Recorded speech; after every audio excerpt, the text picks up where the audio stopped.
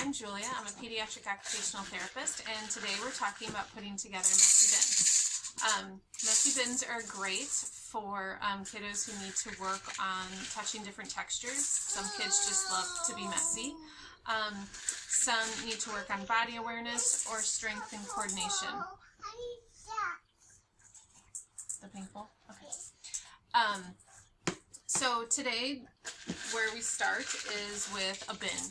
So you can have bins. These are larger bins that I bought at Target and Walmart, and they have locks and a handle because I travel as a therapist.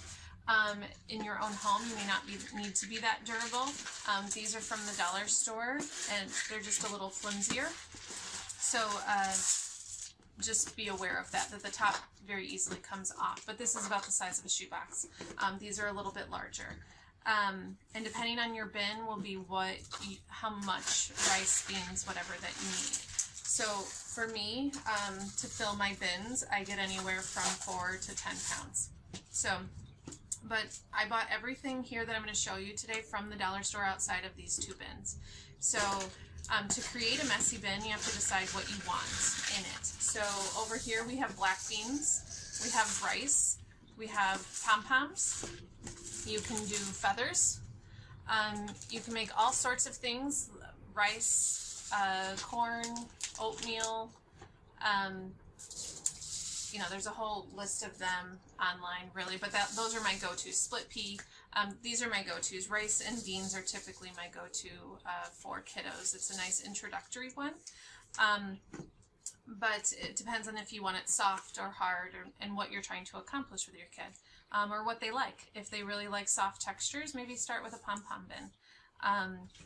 Rice and beans are very smooth, so if kids are a little bit tactile defensive, not liking to touch things, sometimes that's a nice starting place for them. But I like to have muffin tins and tongs, so you can pick things up. If you have an older kid, you can work on counting. Large spoons to scoop, measuring cups, supplement bottles with the tops, and then I also like, I said bowls, and then I like to have objects to find in them, so puzzle pieces, animals, we have little animals to put in there,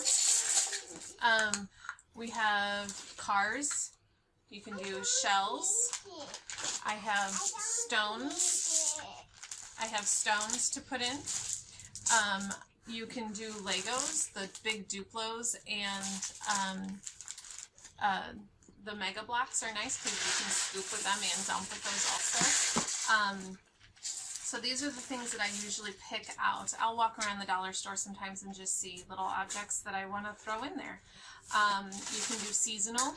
You can make them seasonal, especially with the dollar store. It's easy to do. You can make a theme, like a beach theme. I have one that has blue rice, and we put larger sea animals in there from like little people. You can dye your rice. However, I do not have much success with it. It always still turns my kids' hands those colors. So you dye it with food coloring in a bag, mix it around, you lay it flat, and then you let it dry. I just don't have much success, so I do not typically do it. I tend to stick with the white, and then I will use things to make visual contrast, like stones. So just keep in mind choking hazards. With your kiddos, be aware of that. So I do have, we buried them here, but I do have little heart stones. And these are rocks, so for some of my kiddos I would use more of the larger ones, just so that in case you're turned around and they pop it in their mouth.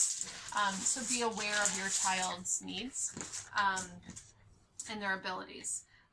So this is these are shells, and I'm going to put them in the black beans to make a nice visual contrast, and we can do counting and things.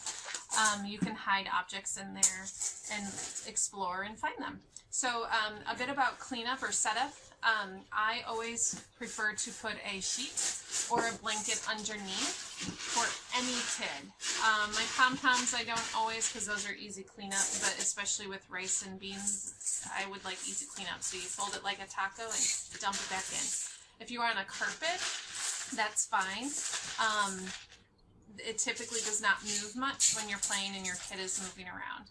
But if you're on a hardwood floor, it's really nice to have the foam tiles or the alphabet tiles to put underneath your sheet, because it will get slippery and it'll bunch up and move around and still possibly make a mess. But they are easy cleanup. With beans, you're able to just kind of scoop them and put them back in. With rice, you can sweep it up, or with a vacuum cleaner, it is like popcorn.